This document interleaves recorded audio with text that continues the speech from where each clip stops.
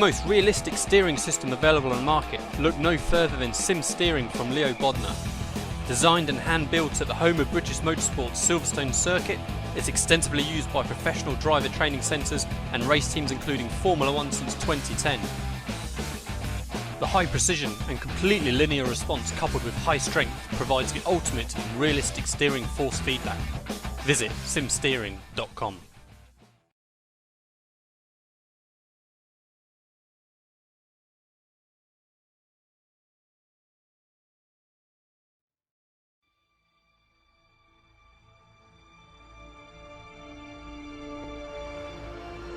What is so important about driving faster than anyone else?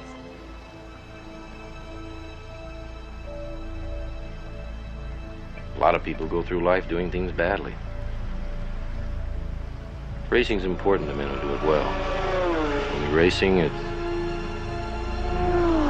life. Anything that happens before or after, it's just waiting.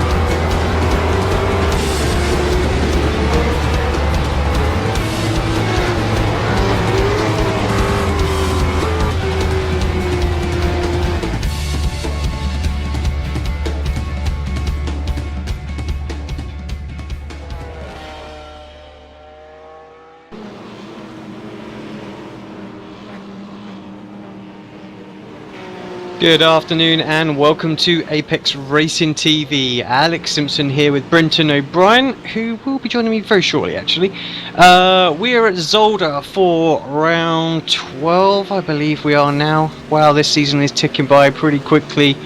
This race, 2 more endurance races to go. We'll be able to declare who the winner of the test drive in the Caterham at Sepang will be. Just having a very quick look at the standings at the moment. Marcus Lindemann, who doesn't appear to be here today, has got a pretty sizable lead, but that's going to come down quite quickly if Charles Desir has a good weekend. Sorry, AC, just stuck in the middle of something. I'll be there real shortly. Yeah, no worries, Brenton.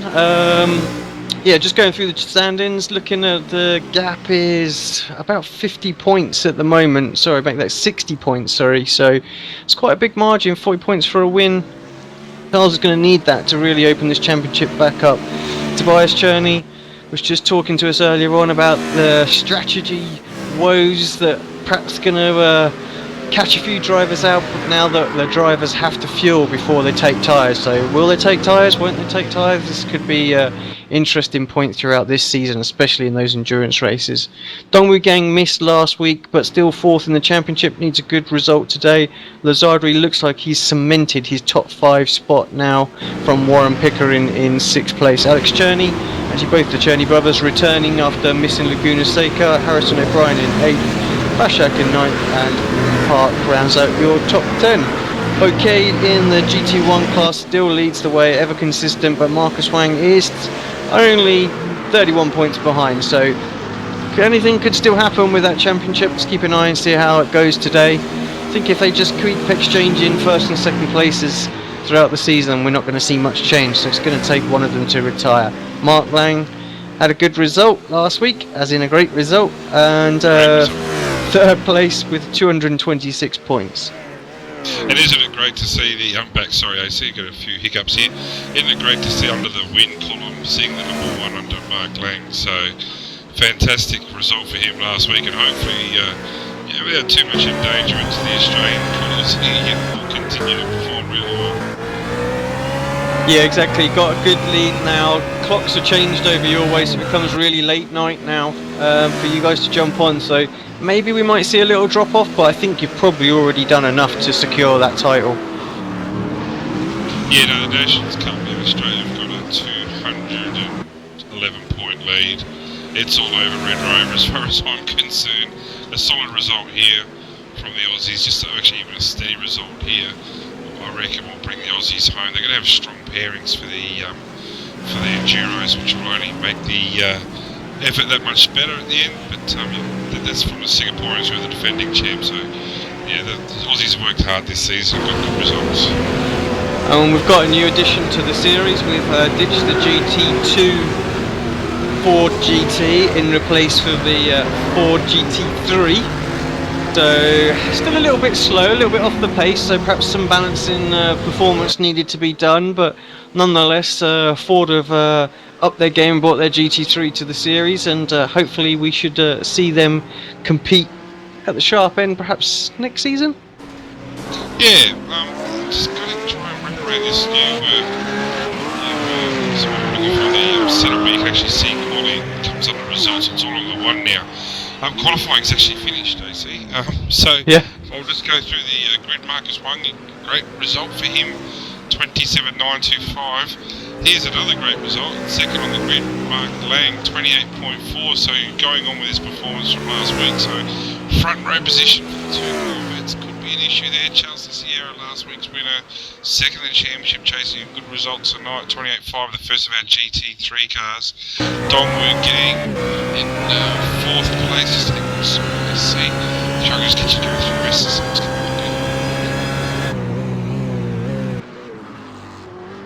Tobias Cherney there in 6th place, Alex Cherney 7th, so the two brothers very close. Warren Picker in 8th. Asher returning for second race, we've seen him in 9th. Scott Goodman in 10th. Tim Jackson there, 11th place. Apparently Tim's been struggling just a little bit with this new build, so keep an eye out, see how he does through the race. Race pace always seems to be his main thing. Tim Ballinger, good performance from him in 12th. Paijo in 13th, Harrison O'Brien 14th, Bernie Weemers is 15th, good qualifying for Bernie. Lazardri down in 16th place, so struggling out there. Paul Nelson in 17th, Raymond Steer is 18th, Gregory Eckel 19th, DK Lee is 20th. Adrian Jarvis, Halabi, Alex there, Mohad, and God, there's a few Alexes in this grid today. 25 cars, not as many as we're used to seeing in this series, I have to say, so hope for a good tight race. But as you said though, with these, there's less Aussies here tonight. Actually, there's still a heap of Aussies, mind you. Probably half the field looks like they're Australian tonight. But it could be some people practicing for next week's Spa 24-hour race, which is going to kind of trip over this next week. So it'll be interesting to see the numbers next week for the endurance. But yeah, we should be a cracking race tonight, and hopefully it'll close the series right up. We had Ashton Dieters come in third there in the end, so yeah, 1:29.3. That's a great time, first of our GT3 drivers. Good to know we're back at Zolder and they still haven't sorted out the rubbish cameras. No, they're unusual, aren't they, to say the least. But lining up on the grid now, it's unusual here. Who's going to be picked today? It's great to see Mark Lang on the... Yeah, it's gonna be tricky. I hate to think actually. You got the Corvettes right up there. I think that could be anyone's race, to be honest. But you've got to favour Wang to compete strongly today. He needs that victory, and I think Charles has shown that he's got the consistency. It's all going to come down to pit stops, I think, although. Well, from my understanding is pitting. They can keep lap 1 pitting between lap 14 and lap 16. So really, there's not going to be much strategy here. But just want to see if these Corvettes can get away. This is going to be a dangerous first 2 turns for them with the cold tyres. That long sweeping right-hand bend in cold tyres. There's quite a bit of area for them to go off, but anyway, revs a bit.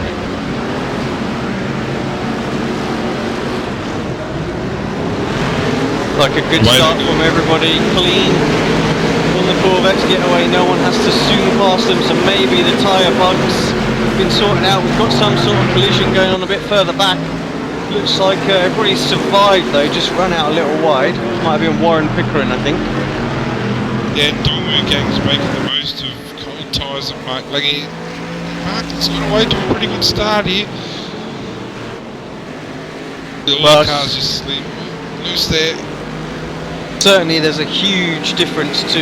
Is that a slow down penalty for Mark or something? Something there? I'm not sure whether he's I just think he's probably not involved for the championship. He's just probably getting out of the way of Dongwu and Charles. Warren Picker and Scott Goodman having a little bit of battle. Some guys running just a little bit wide through the chicane. Very, very tricky trying to get that right through there. It's great to have Tobias Cheney back as well. Started, where was he going to use his new system? 7th on the grid, so he's already made up a couple of spots. Marcus Wang flying away here. Where is he? Oh, he's not really flying away, is he? So just 1.1, really. 1.2 seconds away. I mean, that's still pretty much in one lap, but yeah, the GT3 battle is right on. Charles back in the BMW, perhaps the new build suiting him in this car, but I think he mentioned actually that he'd be back in the car this time, didn't he? Yeah, he did. Steve Burkay back in the field as well. Very conservative start, must be said. He's, I didn't know for the season, the results are showing he is the quickest he dropped way back to 11th place. He's already taken 2 Redback racing roughs and Tim Jackson, Devon off Motorsports, BMW, so Steve Burkay's also going to be right up there surely amongst them. It just adds that much more interesting. Marcus not being here, the field just seems closer already. Yeah, it could go anyway, I think, today. Do you know what, actually, Brendan, it's great to see that we didn't have a turn 1 pile-up. First in a long time as far as I can remember, so that's it's all good, and the racing's going to be that much better for it as well. I think it's actually probably that first time. I can't remember once this season, so you're right, it is fantastic. It all goes well for the next 2 weeks endurance series, which is waiting desperately for that to happen. I really love the enduros, so it's going to be interesting with the driver mixes, and it could bear down. The co-driver could cost championships. Yeah, absolutely. I think guys have got to get their teammates right. I think actually this series running over 2 seasons throwing a little bit of curveball in there as well, because guys are having to learn a new build at the same time as sort of trying to hold on to their championship positions or gain. So we can definitely see see the guys that can adapt a little bit easier against the guys that can't. So it's going to be a very interesting 3 weeks, I think. Well, it will be. And, yeah, my information is that the BMW just seems to be a bit harder on the tyres now, and the McLaren seems to have been quite balanced out nicely. But looking at the race up the front here, Corvette, take that out of the equation, then you've got a rough BMW, then another Corvette. So the first McLaren's not until... Actually, I can't even see the first McLaren.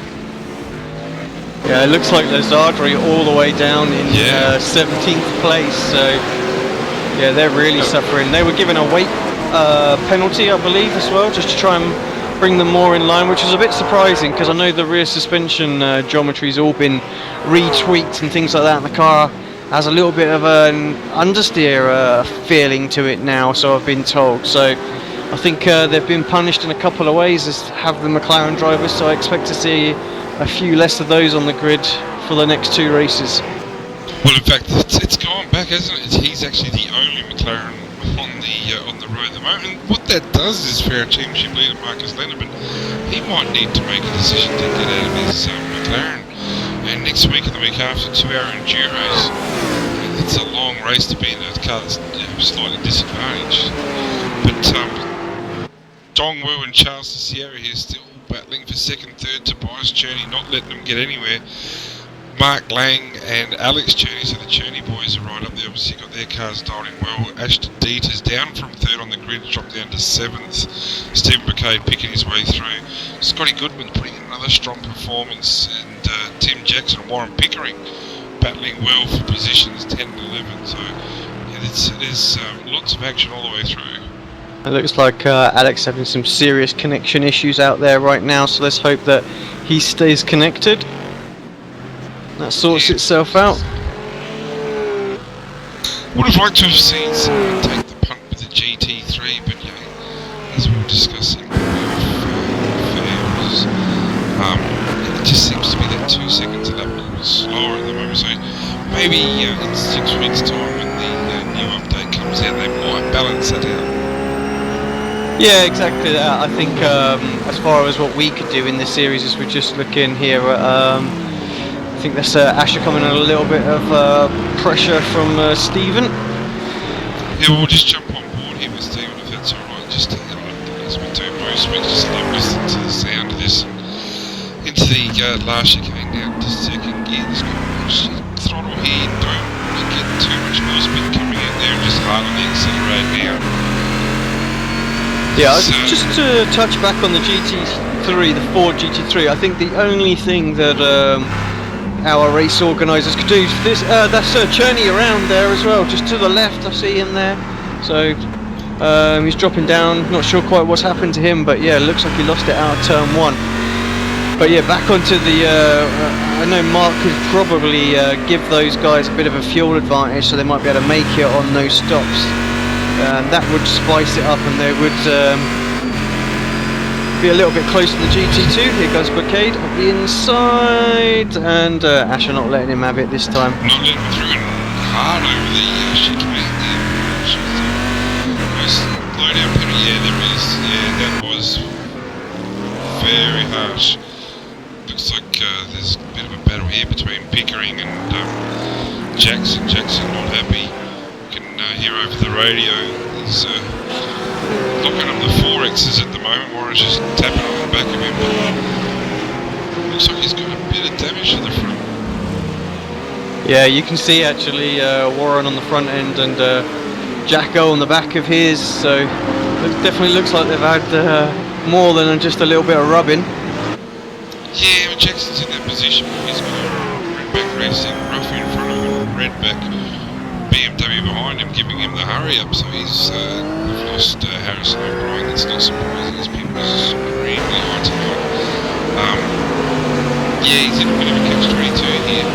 Be aggressive with the team in front of us. The 3 Aussies racing here, so there is that championship. He's going to go the first turn there. Just seems his laps are down at the moment. Good drive out of here in turn 2. I have to say the rough definitely seems a little bit more competitive. You can see a few more guys in there. Yeah, it does, and it's good to see. And all goes well for the next season and the season after with that. Hopefully that Aston Martin comes out. Looking forward to that deep on the brakes here with the chicane. It's there to take, but you don't want to be taking anyone out. What that does is leave Jackson vulnerable again to Pickering.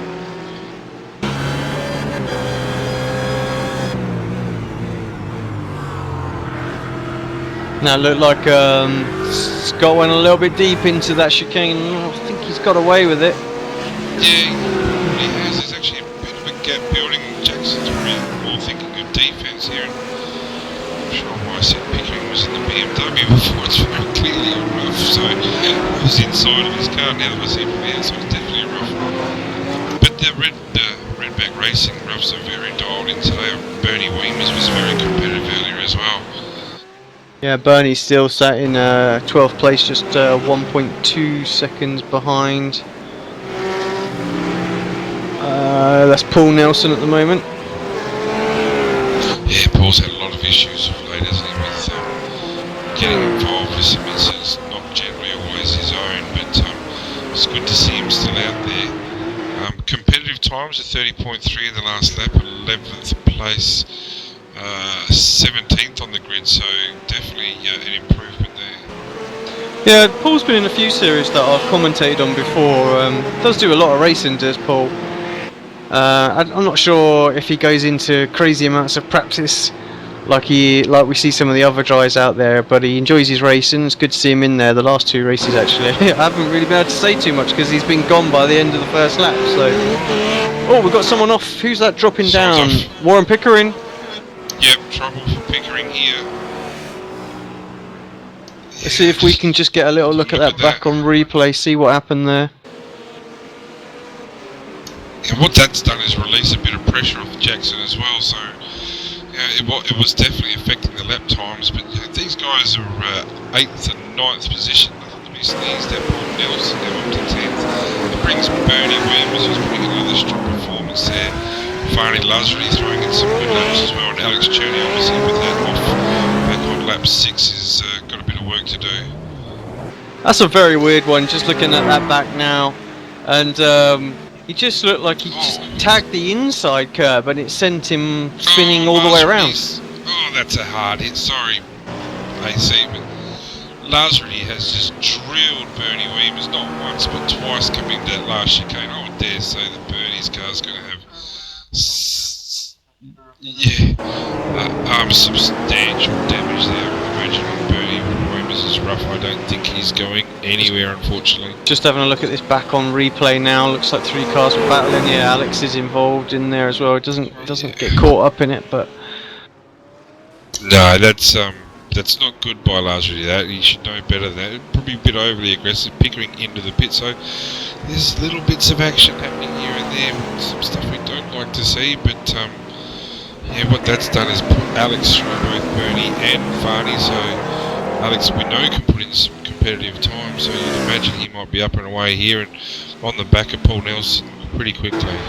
yeah, he had that little spin earlier when he was in a much stronger position. Where was he? About 5th, 6th place, I think, at the time. Yeah, it was just behind Mark Lang, wasn't he? So was in 6th. So we'll see. He should have the pace to catch up with like Paul and Tim, maybe even Scott as well. So we'll keep an eye on his progress, see how he does. If he doesn't make a mistake, I think he could still get a reasonable result here. I mean, as for the at the front, it's just split apart a little bit now. All the guys seem to be just doing their thing, and fastest guys are at the front, and they're all spreading apart at the minute. But yeah, Dongwu Gang got 2.3 seconds over Charles Desir as for the lead of the GT3. Mark Lang is about 10 seconds behind Marcus Huang at the moment. I'll tell you what we do have probably for the first time in a long while is actually a competitive Corvette race. Yeah, we've got Marcus Huang out in front, but we've actually got all 3 Corvettes still racing and not having any problems so far. And Stephen Bouquet's actually throwing the quickest lap in out of the 3 Corvettes last lap, so yeah, we've still got the 21 laps to go, so still a ways to go. Be interested to see their driver pairings for next week and the week after, whether the Huang and Bouquet go together. But Mark Lang just a little bit deep under brakes here in the Corvette. Second chicane. Yeah, used the whole load of the right foot to get the car rotating as well through the right hander there. Looked impressive, but I'm sure that's going to heat his tyres up just a little bit too much. Just wondering if there's been any updates to the Corvette, not that I know of. We should, well, hopefully Mark might even join us, maybe even as soon as tonight on TS. Be good to know if there's any updates on the Corvette with their tyres. Yeah, I mean the thing that jumped out at me straight away is that the GT3s didn't get the jump off the line. We've seen that every week. Just they got way more grip normally, but this week for sure, those 2 GT1s on the front row were able to hold their own. So definitely feel there's been some improvement to the compound there to help them maintain a reasonable temperature from the word go.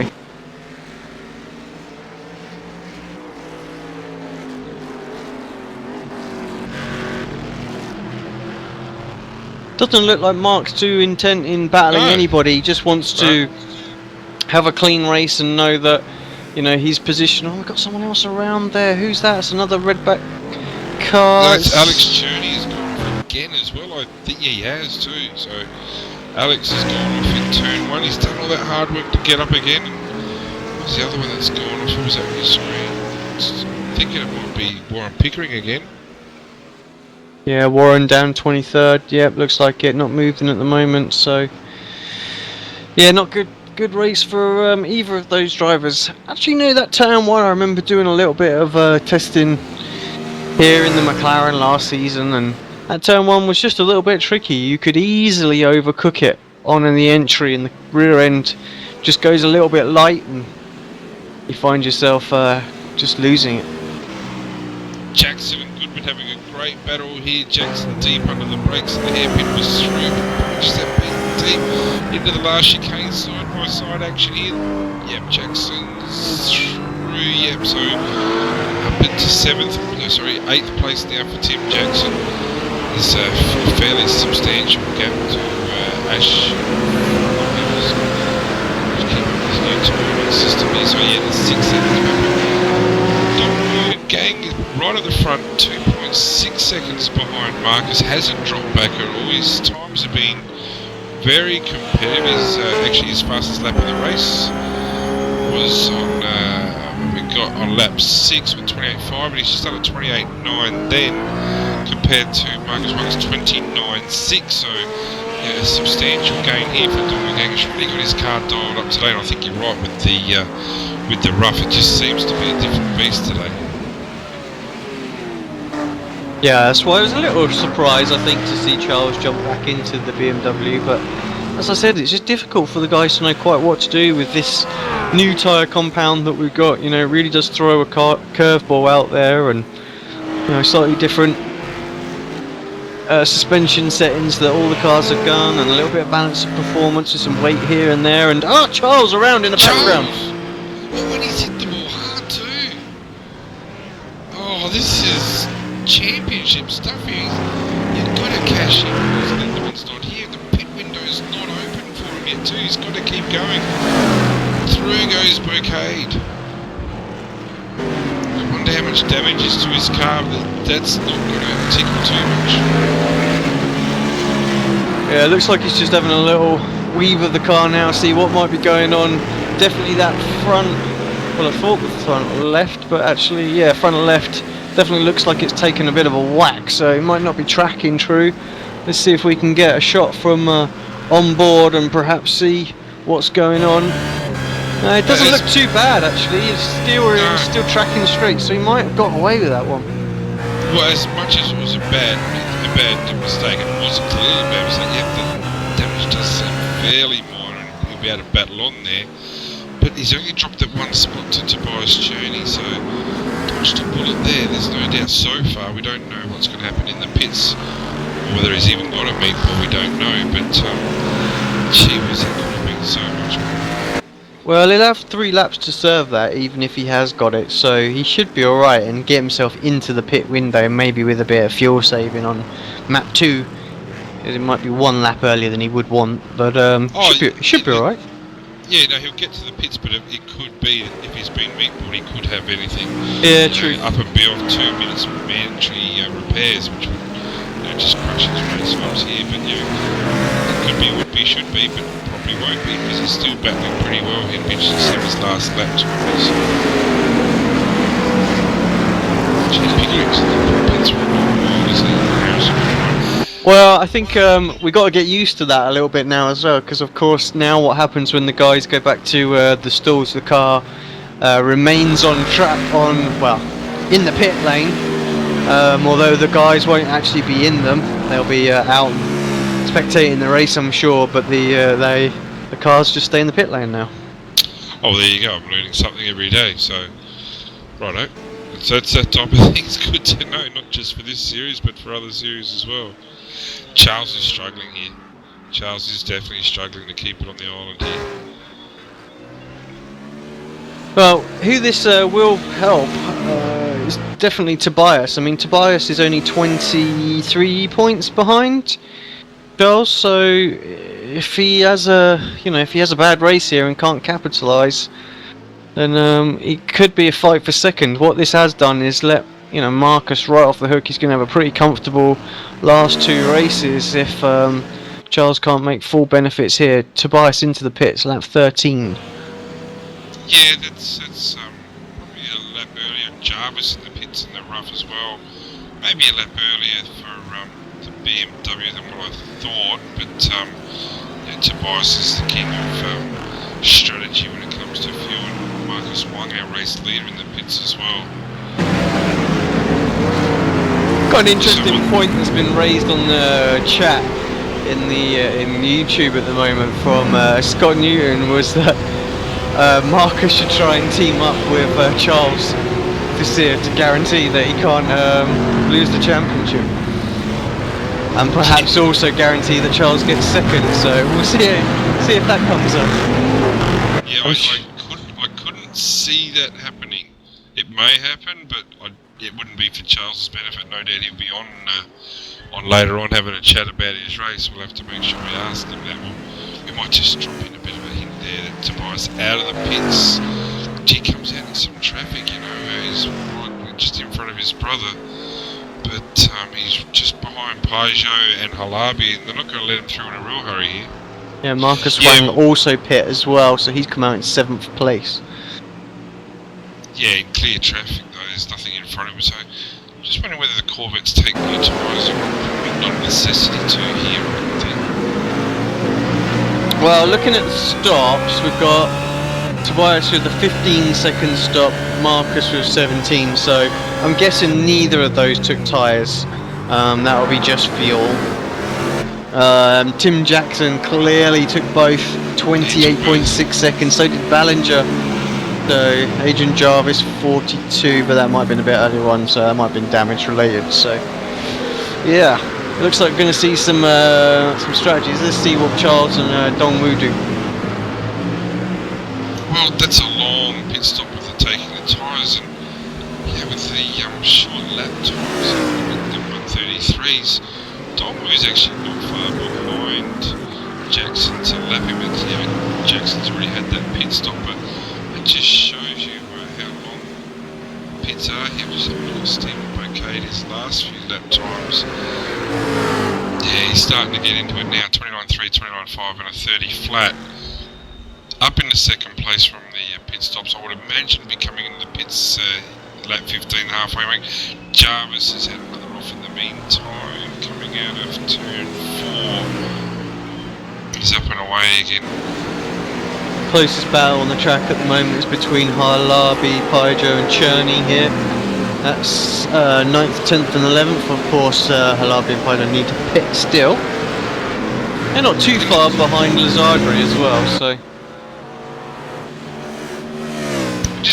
I'm interested in this as well. I see, like, since and Charles is into the pits here, lap 15, but he had that incident on lap 10, but since then there hasn't been a time register for lap 11, there hasn't been a time register for lap 12, no time register for 13, no time register for 14, so... Definitely had the meatball then. Yeah, so this will be interesting. No doubt you've got your tools there to see how long his pit time will be here, but this could be season defining for him. Chizzy made up some distance in the pit lane on Bouquet too. Yeah, let's keep an eye on this. Who else have we got in? Dongwu Gang, he's into the Lang's pits. in as well. Ballinger's still in the pits, he's been there for a while now. Dongwu's definitely taken tyres. This could be... Cherney could be coming through here, I think. Yeah, Cherney through. So... Oof, that's going to be interesting. Yeah, now Charles is back out. Is that up to a bit time there?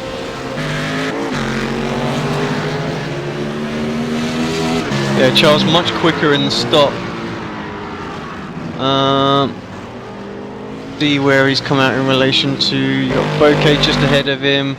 Dongwu Gang just ahead of him there. So he's definitely closed in. Dongwu's took those fresh tyres. Maybe he knows something the others don't. It's not a great deal of time between himself and Tobias, but Tobias definitely ahead, so he definitely, wow, make hay. Well, the sun is shining, he's going to need to put some laps in now. Yeah, he will, but we know he's got that capability.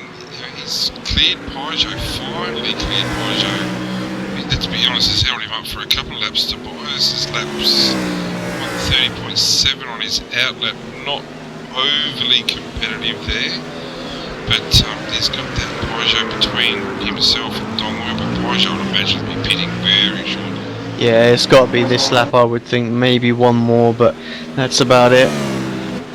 Paul's still out there though, although he... Yeah, Scotty Goodman's just come in. Yeah, he's in. He's around. Yeah, Scott Goodman's actually got himself up in second place here from the benefits of others pitting, but yeah, strong performance here by Goodman.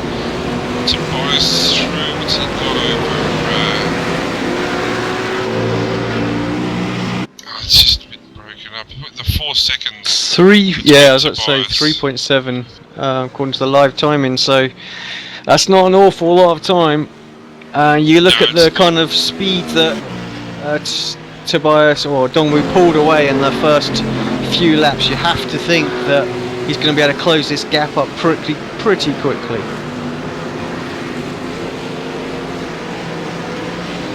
Mark Lang's still doing a great job here too. He's just had a pit stop on lap 16, so his first timed out lap shows good pace again tonight. No doubt benefiting from last week's outstanding result for him. Just been seeing how Charles is there as well. Just going to use this time on the screen. Sorry, where are we? Just the 3 seconds down on McCain. 8 seconds down on Tobias, so you would think he'd catch Tobias perhaps, but Tobias might get into a battle of Dongwoo and that might pull him up a little bit.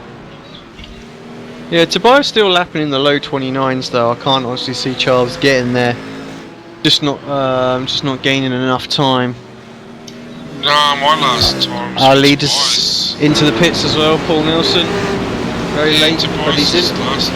last two laps are 30.7, 31.3 and a 30 even here. We've got Dongwoo's last lap was 29.2, so he's taken 8/10 out of Tobias there, so he's still very aggressive driving Dongwoo in the turn 1 there. Bouquet's just chipping behind him. He's got the quicker car and he's been very patient today, it must be said. And, Okay, he'd finally- actually just put the fastest lap of the race in as well, so he's flying out there. Yeah, 28.2 significant. Let's face it, it's a bigger tennis racket, isn't it? Good battle going off at the moment between Lazardri and Cherney. That is for 11th and 12th place, as well as obviously Dongwoo and Bouquet. But this is in the same class. We'll just keep with this one for now. Yeah, both have had their dramas tonight. Obviously, Lazardri and Bernie Weimers, and Alex has had a minimum of 2 offs, which has put him right back in the pack here. It's certainly cost him dearly. Had some strong race pace early and good track position. Just threw it away lap 5 and again on lap 10. But still putting in good laps times now. 29.7 in fact last lap's excellent. It's half a second up on Farney.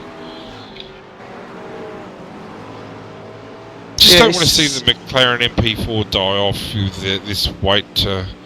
this weight disadvantage. It's everything seemed very balanced out there for a while, and no doubt a few words will be spoken on the forums about the McLaren's performance now, but yeah, you just don't want to see it drop away.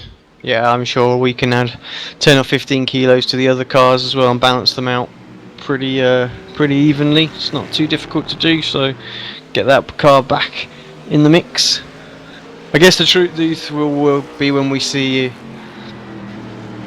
young Lindemann return. If he's out that front smashing it again, then we know there's no problems. Yeah, we would hope that those in the know haven't taken their weight penalties because of performances such as Marcus Lindemann's, etc.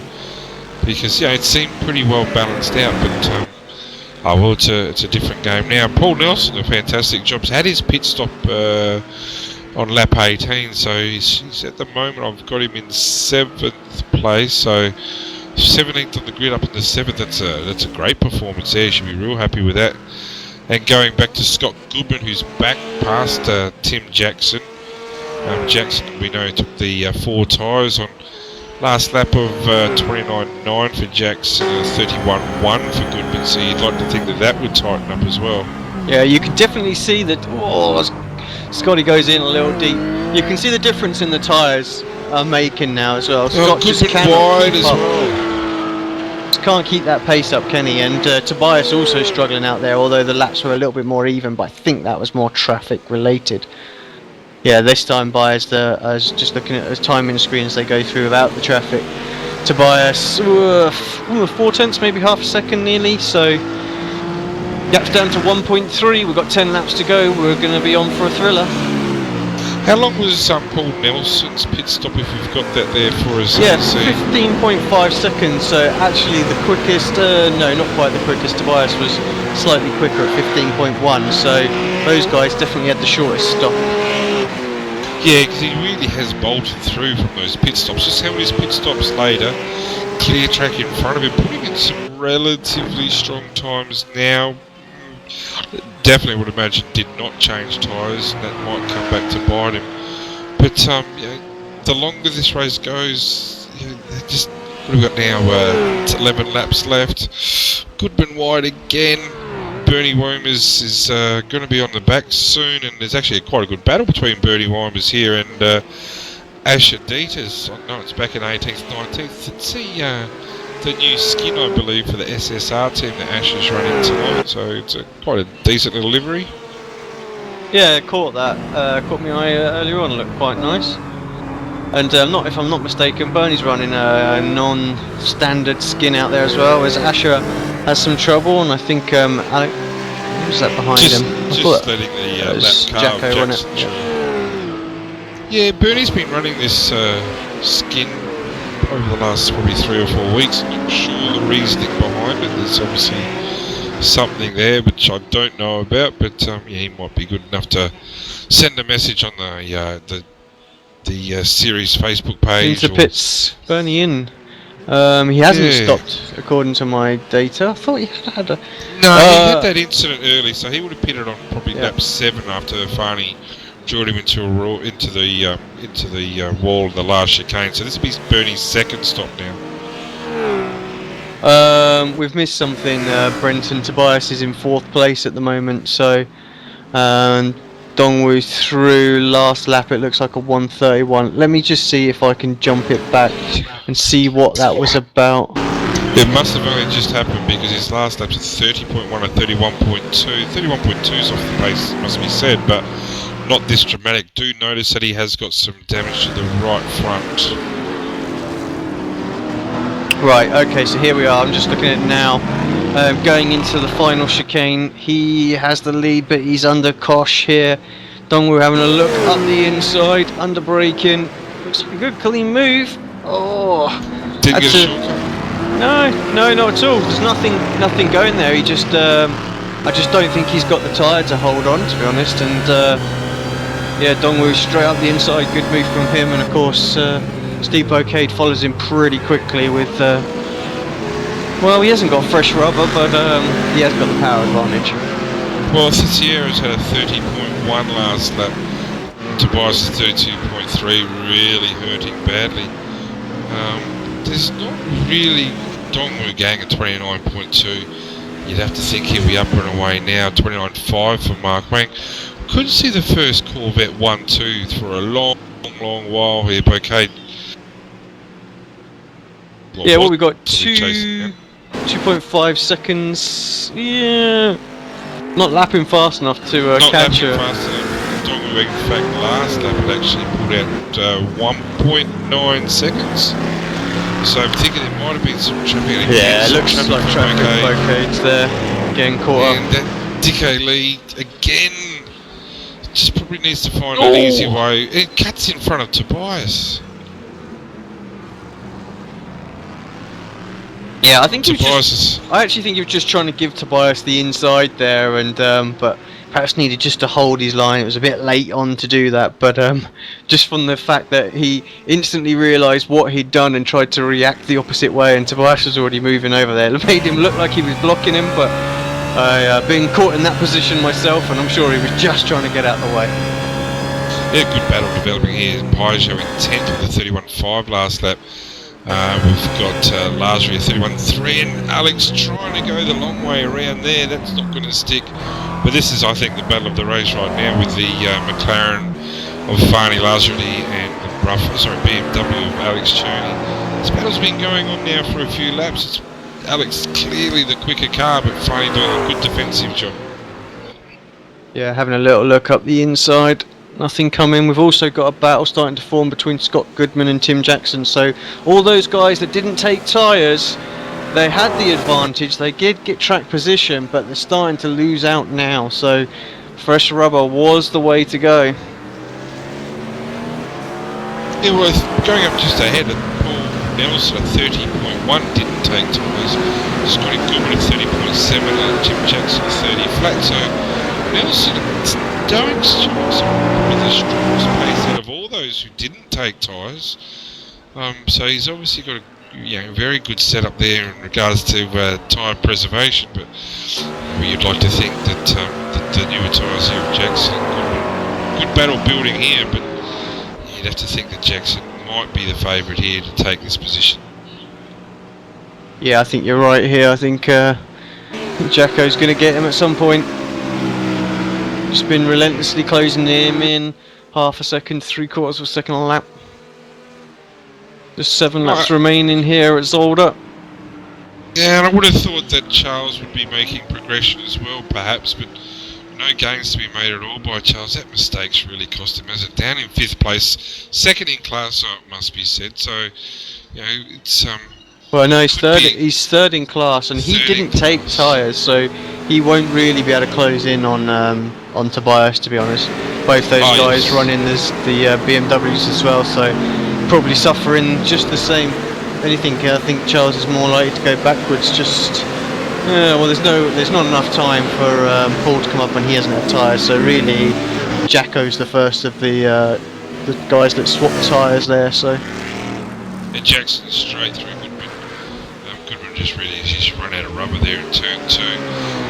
Probably wouldn't even be surprised if Goodman's led him through there, just so Jackson now can stretch his legs. Oh, Nelson's just a bit wide on the exit of that first chicane. I don't think it's cost him too much time. Just having a quick look at the replay back, actually, Jackson coming through. We just missed that live there. Yeah, like you say, you can just see the grip advantage that Jacko's got out there. Just made no sense whatsoever for Scotty to fight that. He's better off just trying to hold on to the position that he's got. Sorry, Jarvis has hit the wall hard. Turn 1 there, just he's gone back and hit the wall again. So just trying to find Mr. Peugeot and Lasry, see if there's any issues there at all. They seem to be fairly. Cherney and Lazardri having a good little battle, swapping positions, and they've got Halabi for company as well. Yeah, well, Halabi's right into him here now, isn't he? He's been making gains throughout. Halabi, another driver who took tyres as well, so actually all 3 of these did. The last turn there, I think it is the last chicane. Yep. He's starting to really struggle with those tyres, I think. All the drivers now. They'll be looking over their shoulder now and seeing Peugeot, Lasry, Cherney coming at him, but yeah, there's quite a gap back. Not sure if he's going to be able to. Well, Peugeot didn't take tyres, so he's in a similar sort of state, but the Zardri, Cherney and Halabi I think are going to trip over each other, and that's really going to stop them from getting any chance of getting into the top 10.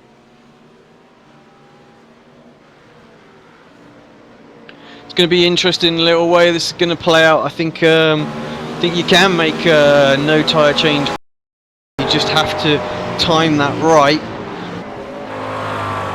Yeah, you do. There's obviously substantial gains to be made in pit lane, but there's still 5-6 laps to go here. These tyres could fall off the cliff completely. I'm not sure. I don't think I don't think Charles took tyres either. He's doing 1:30.2. No, he didn't. Looking at the amount of time, 17 seconds in the stop. No way. 30.2 to a 30.6 for Tobias in front. Bacada 29.4 coming. No, not coming in. Dongwu fastest man on the track, in fact, with a 28.9 in the roughs of that. Dongwu extremely impressive today. No doubt, really impressive. Well, Dongwu was the only one to take tyres. Although I'm not 100% sure on how this strategy, pit stop strategy, plays out for the GT1 class. They might indeed still have simultaneous tyre and fuel stop allowed, while I know the GT3 certainly have not. Well, it just opens up so many more possibilities. It just, that pit stop change, the times is substantially different, but I'm not really sure, but it looks like to me the tyre wear is now significantly higher than it was this time last week. Great battle now. Peugeot really coming under a bit of pressure from Lazardri and Cherney here. Alabi's dropped 2.5 seconds off this battle, but Zolder's got a little bit of run out of that fast right-hander down into this tricky chicane. It's very, very difficult to get the car stopped here at the best of times. Thinks better of it. Perhaps brakes a little bit too early there, and Cherney nearly into the back of him. They are coming at Scott Goodman. Goodman's still well down the track, but visibly struggling. But with these three guys, soon to be four again, with Alabi at the back, who just seems to have dropped off. But I mean, if these guys keep battling, they're not going to catch Goodman. But there's a position to be gained here, or maybe two if you're Alex Cherney. Yeah, 13 seconds is the gap they've got to Goodman, yeah, so way too much.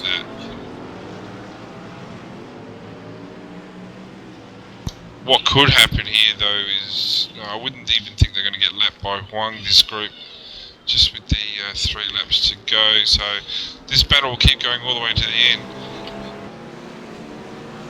Strong performance by Peugeot tonight, up into 10th place. He's had some good performances last season. It has to be remembered, but this season just seems to have struggled with some consistency. So it's great to see him back up in the top 10. It always strikes me as a driver that's on the cusp, you know, very, very close to breaking into that sort of top 10, week in, week out kind of pace, but just not quite there. Doesn't seem to, I don't know if it's just he's not found his car, you know, that's absolutely perfect for his driving style or whatever, but he's close, and, you know, maybe let's hope this build will see him up there. I mean, he's sitting in 10th place at the moment. He's got a lot of work to do these next 3 laps if he's going to hold on to that.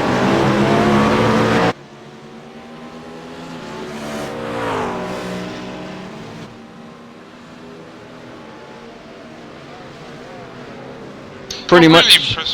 I'm really impressed with Paul Nelson's drive tonight. I say, up in the 7th, didn't take tyres, still having some fairly competitive times. 17th on the grid, he started with a 130.4, so he was well off the pace there. Looking at his race pace at 29.8, so he didn't get a clear lap in qualifying. I can't imagine he would have been further, but yeah, it's great to have Paul back up in the top 10. Yeah, good solid stellar drive. Like you say, P72 seconds behind Mark Lang. That won't be for position, different class, so... Oh, Peugeot's made a mistake in the last chicane, and Lansbury's drilled him as well. Oh, Jenny's round. Peugeot, the man, I swear that man gets worse luck than pretty much everyone else. Let's have a little look at that back and see exactly how that come about.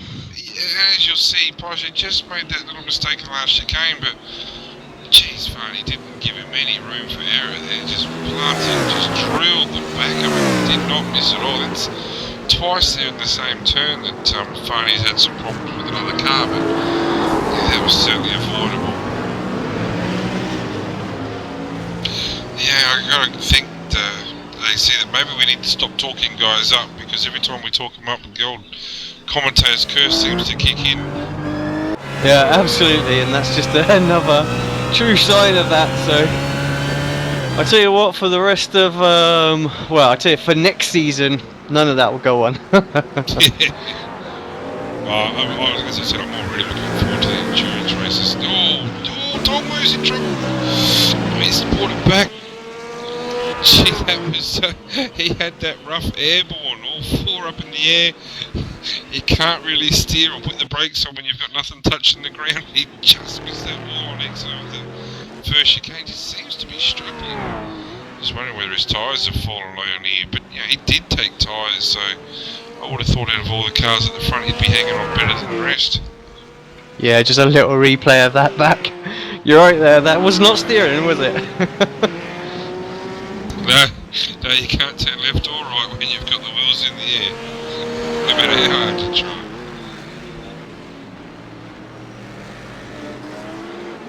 Probably a flat performance. Sorry, probably a flat performance by Charles tonight, it must be said. Made that mistake early, but I thought there'd be a bit more fight in him to come back at Tobias. This really just probably just collecting points. So yeah, for the championship, it's a good thing, but might have let a few points go with this performance. 3rd overall in class. He won't be too disappointed with that, I think, considering it could have been race over when he hit that wall. Tobias will be happy to have closed the gap up on him, but would have hoped for a little bit more. Dongwu Gang again getting himself back into that battle for 2nd place, so you know, there's a lot to race for in these last 2 rounds. Championship's not over and done with for sure. So, just want to point out, really, we haven't spoke about Marcus up front. I mean, he's been leading this race for 25 laps now. Doing it easy last lap now. Yeah, good solid stellar drive for him. Can't take anything away. I'll say no more because he'll crash in the last corner and won't make it across the line. Well, you'd love to see him bring it home. To be honest with you, this is the type of thing that has, I believe, given the series win to the Australian team. There's a strength in the Corvettes. They've really dominated the Corvettes. Coming up to the last chicane now, a really fantastic steady drive. Probably the brainiest drive between all the Corvette drivers tonight, must be said. So Marcus Wang wins our final sprint round for this year. Great effort by him too. That brings him back to Stephen Bacade a little bit closer. I'll be interested to see their driver pairings, but congratulations to Marcus Wang, winner here in Zolder. And Dongwu takes the GT3 category class win as well. He's happy with that. Moves Really over to celebrate with his pit crew there, and Bouquet coming across in second, also pretty happy. Cherney in second, won't be disappointed at all. He said to me earlier on, he goes, always seem to finish on the podium here, and true enough, he has indeed. Well, in his class anyway. Yeah, giving that a shake. Great drive by Mark Lang again. Nice and steady drive. Like I said, this is probably the best I've seen the Corvettes go overall. Probably the first time I've actually haven't seen a Corvette in problem, but my driver of the day is going across the line now, Paul Nicholson.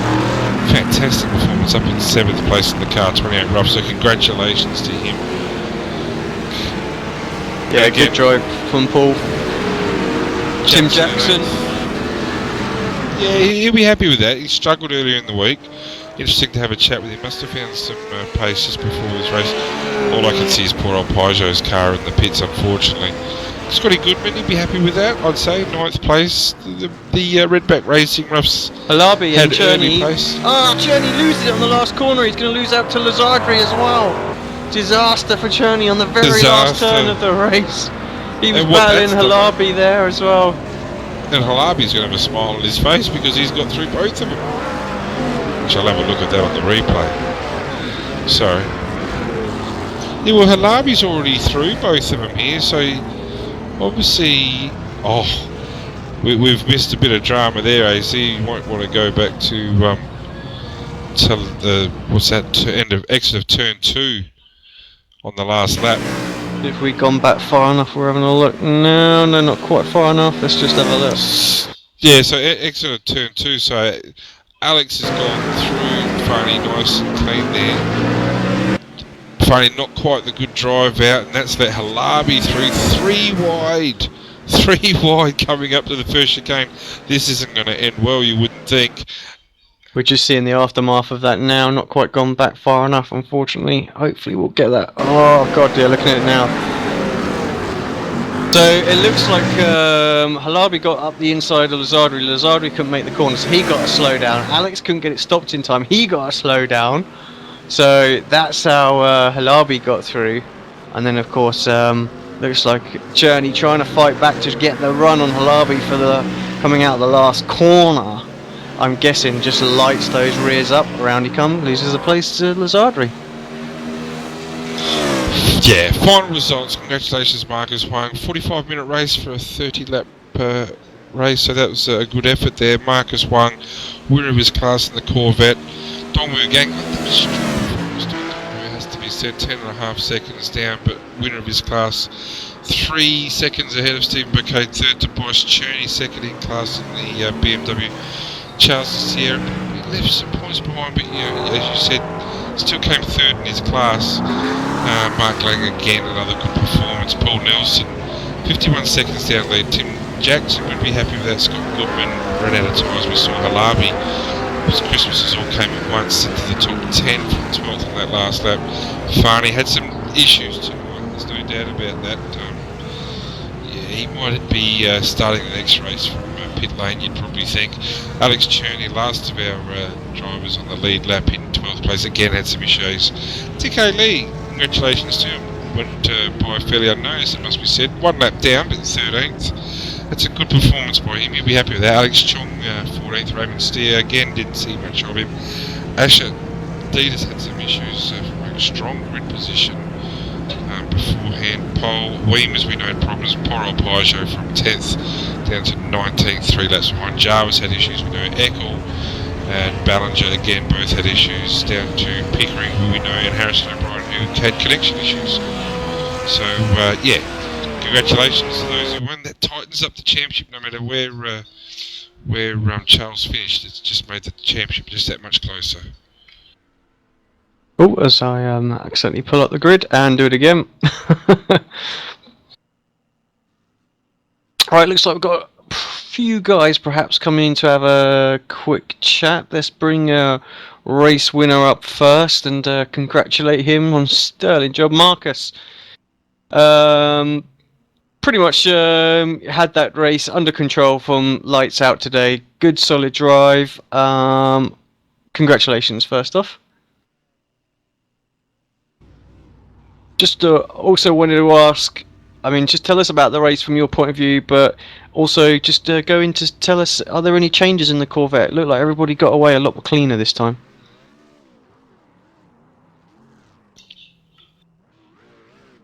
Might not have Marcus. Marcus, you there? We'll try and get him back up afterwards. Or we might just leave him there and bring someone else up, and he might be able to jump in whilst we're there, just to give him the wake up. You want to bring up Tobias? Yeah, he's not in the interview channel, but we'll do it anyway. Sorry, Tobias, we just nicked you from down there. Hope you don't mind popping in and having a little chat with us. No problem, as usual.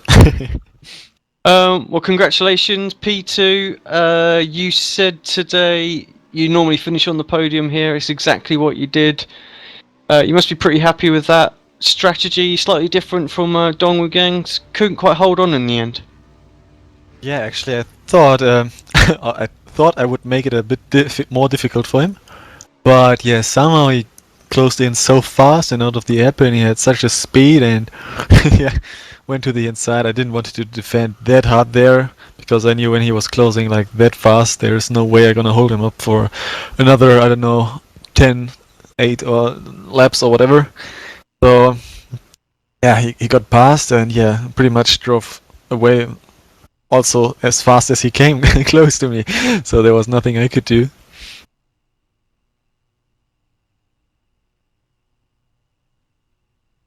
So with the changes, are we going to expect to see these different sort of strategies playing out? I mean, I know yourself, you hadn't done any real extensive testing. I mean, after that, you know, do you know one way or another which is going to be the best? I think in the end, when I finished, a bit 12 seconds behind Dongwu there, he was a bit further ahead before the stops. I think it was roughly the same pace. I don't know what Charles did there, because he gained on me through the second stint. So I think I would have been maybe slightly faster if I had taken tires, but not much, maybe a few seconds in the overall. Sorry, Tobias, if you can, what's the difference between the BMW now that there's been another update through iRacing over the last week? What's the noticeable difference that you might say with the BMW? Easier, harder, slower, faster? What do you notice? Since I haven't driven it in comparison, I cannot say if it's now faster or slower compared to the others. But I think it's a bit more tricky on the brakes. And yeah, I'm not talking about in comparison with other cars. I'm talking about the BMW now in comparison to what it was like last week. So trickier on the brakes, perhaps. Yeah, if it's faster, I have no idea. I know that I noticed that it feels a bit different somewhere somehow. But it's too. I'm not the right person to talk to this when it comes to how does it feel compared to before. I just think it's a bit more tricky to drive because under the brakes, this setup I used here, in practice I had some problems that when I braked for the final chicane, I turned in and yeah, just didn't stop turning, so I made a full 360 on the turn in then. Or also sometimes into turn 1, I brake quite early, turn the wheel, and it started to rotate the car, so that's the only main difference I noticed. I didn't think it wasn't that way before, so Yeah, I just think it's maybe a bit of maybe some setup changes, and we will have a similar behavior of the car like before the update. Fastest lap 3 at 29 flat, as you said. I don't think we saw it. You made that mistake. What would that been? Lap 13, I think it was, where just let I think it was it Dong Wu or Charles through, just with that bit of mistake. What happened there? I don't know exactly what you mean now, because Charles made a mistake and he spun coming out, but I don't know which lap it was. Oh, sorry, I think it was lap 13, because we just saw... Actually, it might be Charles. Sorry, I'm a bit switched off. Well, I think I pitted at the end of lap 13. Lap 13, yeah, you did. You pitted that one lap early. I see, that's what it was. Yeah, you pitted that one lap early. Didn't take tyres? No, I didn't take tires, and yeah, I was running a bit short on fuel. I thought it... I mean, if I'm doing the strategy of taking no tires, I want to take as less fuel as possible. So, and while running the first stint, I saw that pushing hard and so on was good for, I don't know, 16 and a half laps. So I came in a bit early and saved a bit of fuel to do the second stint with 17 laps then. But I guess it wasn't a good decision. Maybe taking a few liters more and go full throttle map 1 for the second stint would have been faster as well. Mate, well, thanks very much. I'm going to cut you short here, Alex, if that's right, because we've got a really special guest for the first time waiting for an interview, and I can't wait to have a chat with him. Yeah, you probably saw the name there. I can't wait to have him. If you're there, Alex, we'll bring up... thank you for that, Tobias. We'll just no worries. down, congratulations, mate. Good job. Alex, if you're there, we've got Mark Lang with us, and I'm really keen to have a chat with him. Mark Lang, welcome finally to the PitTalk GT Series, PitTalk Asia GT Series Communications commentary, whatever you want to call it, mate. It's fantastic to finally have you here. Congratulations, first of all, on your win last week. Fantastic to see you doing so well in the Corvette. And again, a great result tonight. Tell us a bit about your race. Yeah, hi Brenton, hi Alex. Good to finally be here. It's a bit funny because we've been doing this for 2 to 3 seasons, and this is the first time I'm here. Oh, and it's great to have you here. And first of all, on behalf of AC and myself, congratulations has to be said. And we've said it numerous times. It's good to finally be able to talk to you about it. Mate, congratulations for running such a fantastic show.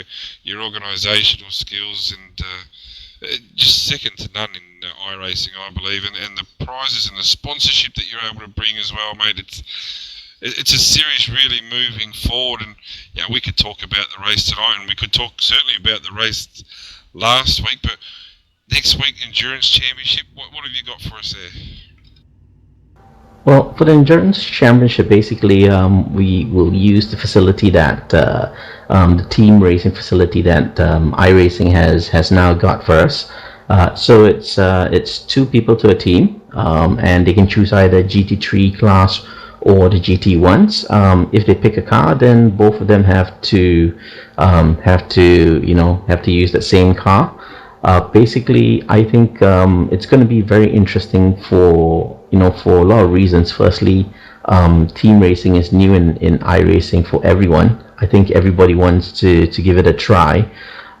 Secondly, I think in general the format is pretty interesting. But I think that is really what we're hoping to see. I think we're all dipping our feet in this team endurance type of event. This is the first, so not really sure what to expect, but just looking forward to it in general. And if it's a success next week or the week after, and to be honest, the expectations that it will be, I've had the benefit this week of doing a few teams races, and it's not as hard as it looks. It actually works out quite well.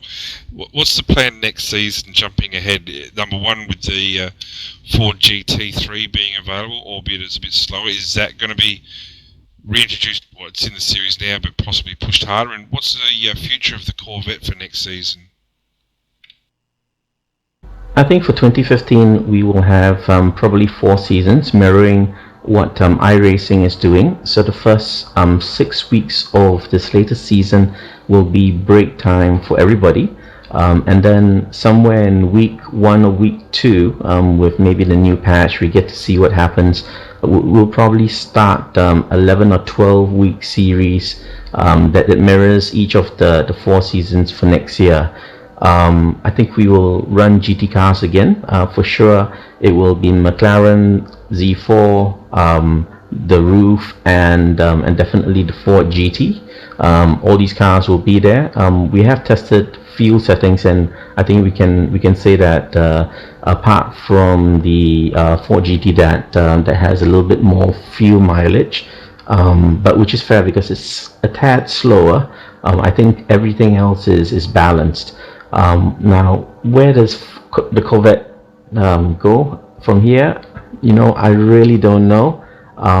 We might give it a break for a while, just purely on the basis that, although I don't feel that, we've looked at incidents and what has happened over the last, the last 10, 11 weeks, and I don't feel that, the Corvettes have been totally the cause of those incidents. But if I did not put in Corvettes for the next few seasons, it is because not all the teams are adopting it, so therefore it affects the country rankings. Yeah, and Australia's really benefited from the Corvettes, it must be said, and from the results tonight, I actually think that Australia's wrapped up the Nations Cup tonight with another strong performance based on the Corvettes again coming 1-2 for Australia, and strong performances again in the GT3. I was going to ask a question also about next season with the endurance races. So far this season and last few seasons, each race is 30 laps, no matter how long the track. What's the chances of next season? This was a question given to me over the last week, of having timed races instead of an amount of lap races. Definitely is something that I've been thinking about as well. But what I'll do is, like last season, probably I'll send out the mailer to all the guys who participated this season, ask them for their thoughts, general comments, and based off, roughly a majority consensus plus my own opinion. We'll know how we should set it for the next season. But I think maybe setting up 30 laps for some of the tracks might be a little bit too long. Like 30 laps for Spa or even Bathurst is quite a bit of driving. Yeah, it is. But alternatively, I think we had the short track at Brands Hatch last season for 30 laps. It was extremely short, so yeah, it could balance out. But things that you do there in between the seasons with your surveys, and this is why the series is so strong right now, is because of the extra work you do. Have you organised this type of thing before, or is this just going by the seat of your pants and just learning as you go? We've been, or I should say, I've been involved with trying to do something like this for the last 3 years in iRacing. The first season that we launched in iRacing, we probably had 3 guys for the entire season, to be honest, 3 or 4 guys for the entire season. So we're learning as we're going, and I think as we add on every season, we get more and more people who are helping out. So a big thank you to all the chaps who have been helping out, to PitTalk Asia, who has come in this season, and I think and to you guys as well, who create a lot of awareness out there that Sim Races Asia has a season, has a series that is going on, and it's a fun series that if they're interested to join, they can actually come in, and there's no pre-requirements per se. You don't have to race X races, otherwise you're kicked out from the league. As long as you race safely, that's all we ask for. And I'm not sure if you're there, AC, or not. Just finally, the Corvette tonight. You did a great job last week, first time as a win, and third in class tonight. A strong finish.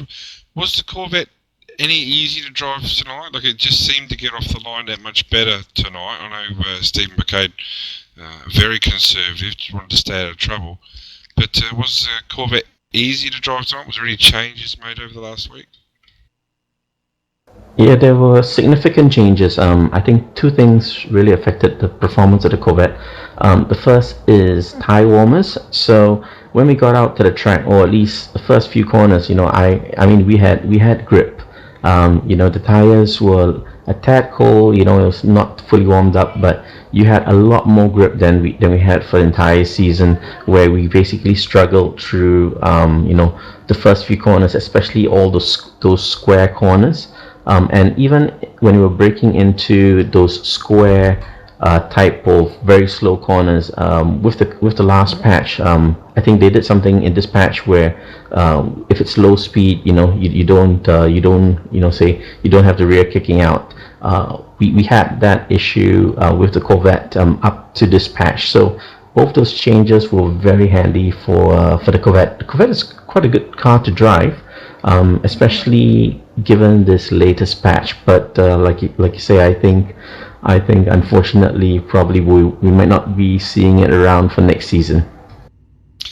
And again, Alex, I'm not sure if you're there, but last but not least from me, teammate for next week, who would that be? I don't know. I'm asking one of the other founders. His name is Fuji Saratono. If he might want to partner me. Again, Fuji's been a bit busy, given that he's relocated from China to his new job over in Malaysia. So I probably have to beg him this coming week. Well, he's back. No, go on, Brendan. Sorry. No.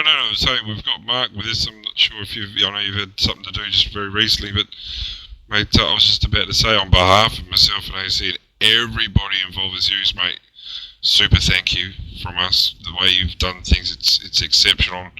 No doubt AC will echo those sentiments as well. I've done all the talking. I'll let AC have the chair. It's his game. So AC, over to you.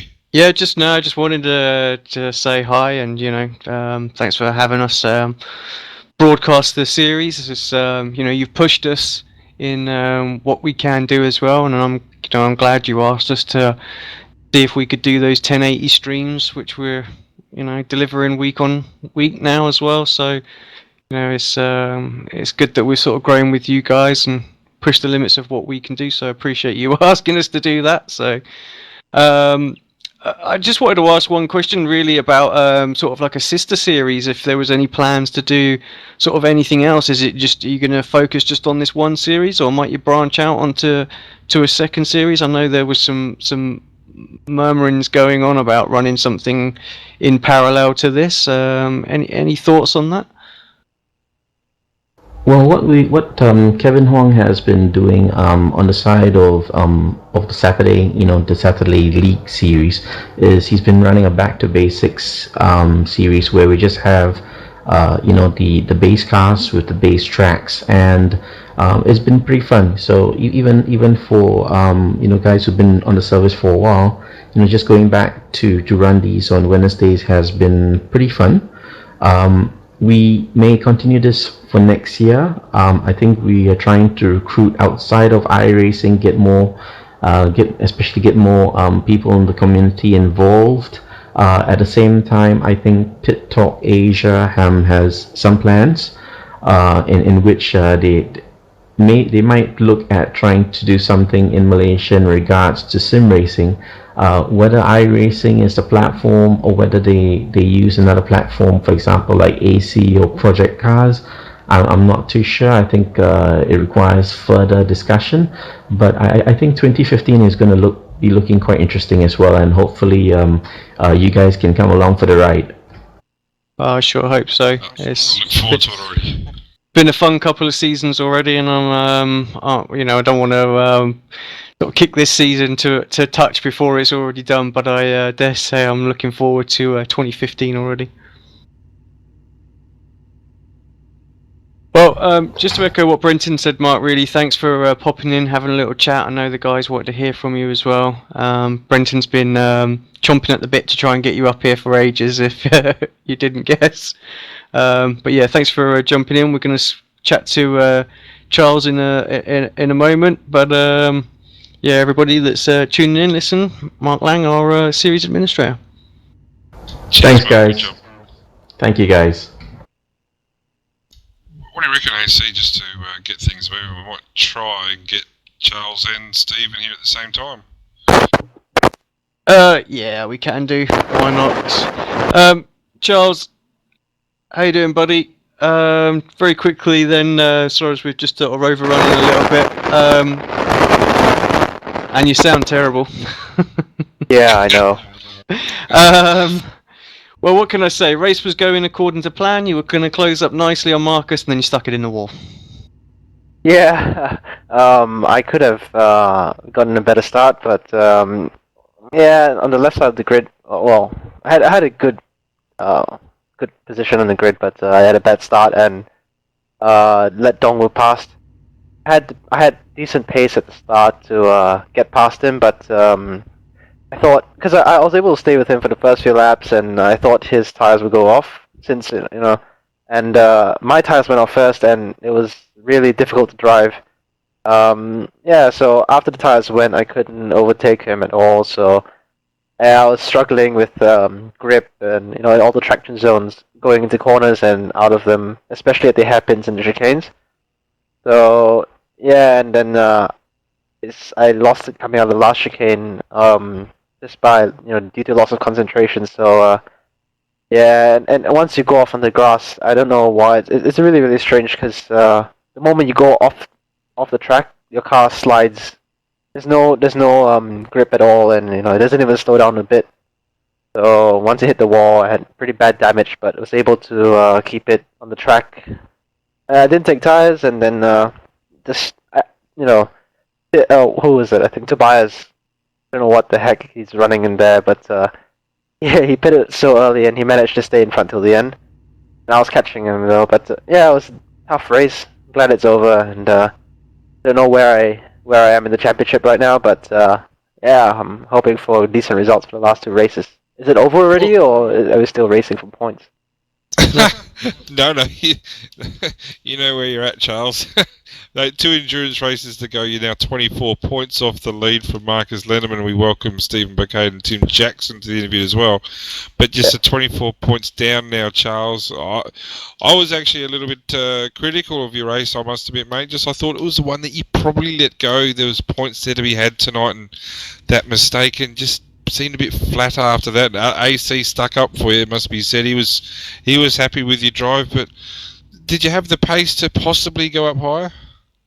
Yeah, in the week I ran like 2 practice sessions in the rough, and I was doing 27.3s, 27.4s race pace. So I wanted to use the rough today, and I clicked the wrong car on entry, so I was stuck with the BMW, and I loaded a Montreal setup and tried to make the best of it. But yeah, that's how it was, and yeah, I mean, I made the best of the situation given the circumstances. So yeah, I'm just glad I didn't finish any lower, to be honest. And on the other hand, we've got Jackson with us as well. Tim, welcome to the broadcast. 8th place for you tonight, mate. 11th in qualifying, from what you've told me earlier in the week. Struggled with pace this week. Obviously, haven't spent a lot of time in the car. Can you tell us a bit about your race? Just happy to get it over and done with, mate. The new builds really shook me up in regards to brakes. Very unsure of going into corners braking, so happy to finish 8th, 5th in the class. No complaints. Well, watching your race early on, you're in the brand new BMW typewriter. Yourself and Warren in there, just tap, just lot of touches there. And as I said in the commentary, you were just caught in that position where you were behind Warren's slower teammate Scotty Goodman in front of you, and Warren possibly matching a pace behind you.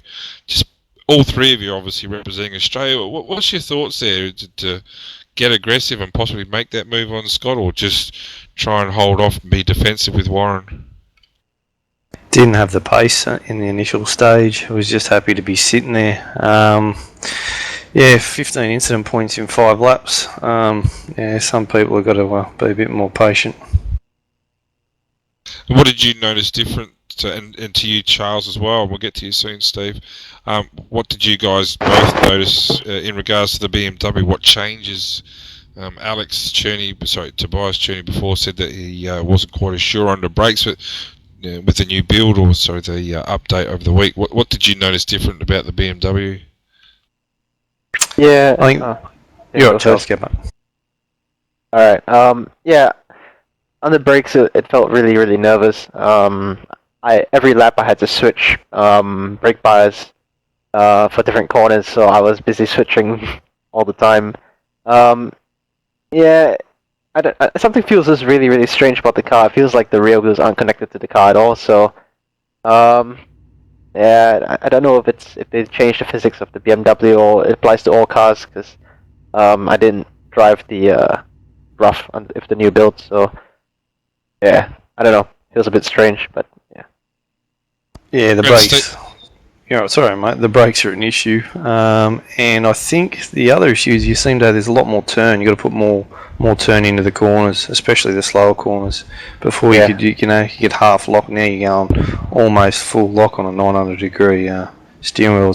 That's a bit of a pain in the backside. So certainly harder to drive. Stephen, to you, the Corvette. We had a chat with Mark Lang, who was good enough to join us for. If you're there, the Corvette seemed to get off the start line a lot better, cleaner. Seemed to have that drive out of turns 1 and 2 that much better. We find out now that tyre warmers are now allowed on the Corvette, so surely that must make your life easier. Yeah, that definitely helped. The car wasn't twitchy, low speed turns, wasn't afraid of it kicking out. I did notice like 8 to 9 laps into the stint, the tires dropped off, at least mine did. So I felt like during the braking zones, I was kind of sliding towards the end. Notice you took tyres, Jacko, you took tyres. Charles, you didn't take tyres. How bad were the tyres at the end there? It looked like you were struggling a little bit. Yeah, I was, well, after the spin, I thought the only way to catch up, because I had a hunch that Tobias and Dong would take tires, so I skipped the tires, thinking I could, make up for the lost time with the spin, which worked quite well. I got up quite close to Dongwoo, and yeah, it was tough at the end because the tires were really, really gone by about lap 20, 22. They were really, really, they were just bald. So yeah, that place was best I could do today, really. Steve, I just wanted to jump in very quickly. Sorry, Brendan. It's your interview, mate. We were talking earlier in the broadcast about the Corvette. You guys haven't got to worry about the whole tyre and fuel issue at the same time. Is that right? Oh, for the Corvette? In the pits, yeah. Yeah, it was just one. We just did a one stint. It went up to 15, or we can go up to 17, I think. So you, because I don't know if you know, but the GT3s, they the way they fuel now is that the fuel goes in first and then the tyres changes. You guys are simultaneous fuel and tyres, is that right? Oh no, I never noticed. I couldn't tell you. Yeah, I think it's a pretty silly thing for them to do that, because it's either you waste a lot of time in the pits taking tires, and then you have to make all that time up on the track. I don't know. I suppose it adds a different element to the racing, but it's completely unnecessary. It was fine the last season, and yeah. Well, I think they've only done it for authenticity, so I don't know. That's how they run the is it the Blanchman series? It's like that. Yeah, the Blanchman series. Yeah. Well, boys, to each of you, we'll wrap it up shortly. Interlagos 2-hour race next week. Over to you, Steve. First, who's your teammate next week, do you think? Oh, I'm teamed up with Marcus, and we attended like a practice session yesterday, I think it was. Just trying to figure out how the whole crew chief and driver swap and what you could change, and trying to figure that out yesterday. And how did you find it? It's not as hard as it looked like. You should be pretty confident in your driver swapping and your strategies and things like that? The actual actions, I don't think it's hard, but I mean, now you got something else to think about. It just adds another dimension as far as crew chiefs, like what you're supposed to be doing. I think it's easy to talk, we're gonna do this, we're gonna do that, but the race is pretty dynamic, so you gotta adjust. And to you, Jacko, I'm fairly confident I know the answer, but you could throw me here. Your teammate, do you think for next week, have you sorted that out, or are you still going to ask? To be advised, mate. To be advised. To be advised. And Charles, we had a question during the race today. Who's your teammate going to be for the next two Enduros? There was a suggestion that if you wanted to lock yourself into second place overall, you'd have Marcus Lindemann on board. What's your thoughts about that?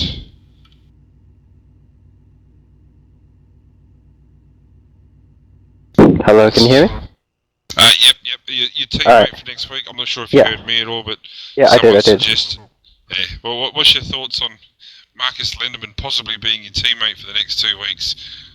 It's an interesting thought. Of course, I want to go for the win, and I think my teammate is pretty consistent and pretty quick as well. So yeah, you'll see next week. But yeah, I think it'll be interesting. I don't really, if I finish second to Marcus, it means that if I finish second in the championship with Marcus, then that means I won the prize, because he's not gonna take up the prize for the championship. So I wouldn't mind either way. But of course, I'm going for the win. So yeah, you'll see who my teammate is. Well, the big thing is that next week the Spa 24-hour race is on, so I'm thinking that there might be a few drivers involved with that, and yeah, it's going to be right down to the nail of the last couple of races there. So looking forward to that very much. We had a good chat with Mark Lang earlier tonight, so make sure you take the time to have a listen to that, Steve. I think your days in the Corvette are coming to an end of this series, unfortunately. So yeah, you might have to go shopping elsewhere and get yourself a BMW or even possibly an Aston Martin as time goes on. But no, it's actually I don't mind the interview with all three of at once. I think it works quite well. Hang on, could you enlighten us on what Mark said about the Corvettes? Yeah, I could. However, I won't because it's all there for you to listen to, no doubt. Yeah, there's going to be some changes, some that you might be happy with, Charles. So yeah, it's onward and upward in the series, no doubt. Everybody will be racing the Corvette apart from you, who'll be in the Mazda MX-5. That'll be fantastic. I'll win my class for sure. and you mandatory start in the pits. That's great. Cool, right, thanks very much, gentlemen, for joining us up here. Congratulations on your race results. We'll see you next week for what will be a very interesting race at Interlagos. Yeah, thanks, man. Thanks, guys. Cheers, boys.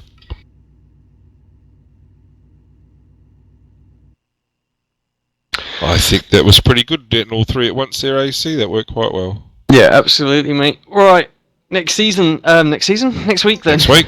Let's not get too far ahead, Alex. Yeah, I know. 2 hours, Interlagos, should be fantastic. Series coming down to the wire now, 24 points, I believe, difference. I forgot to congratulate the boys, Jackson and Bocade, for some strong performance throughout the season, which I firmly believe tonight has confirmed Australia is winning the Nations Cup still with those 2 rounds to go. Yeah, I'm pretty sure there. So 1 championship over and done with, 2 to go, because definitely Bocade's not going to have it all his way in these last 2 races. He's still under a little bit of threat. Lindemann a lot closer now. Who's going to get the second and third position? That's still all to fight for between Tobias, Dongwoo and Charles there. So all to tune in for.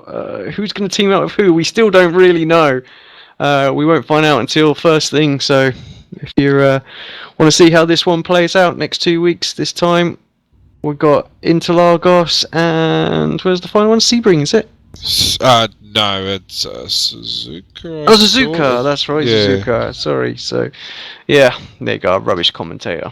I just cursed everyone. But That's everybody, okay. thank you very much for tuning into this one. Don't forget to hit that like button, share it, subscribe, do all the good stuff. Help us out. Get those figures up for us. It's all good for promotions.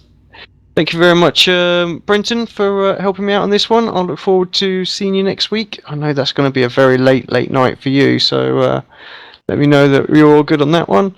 And yeah, for everybody again tuning in, see you next week. Interlagos.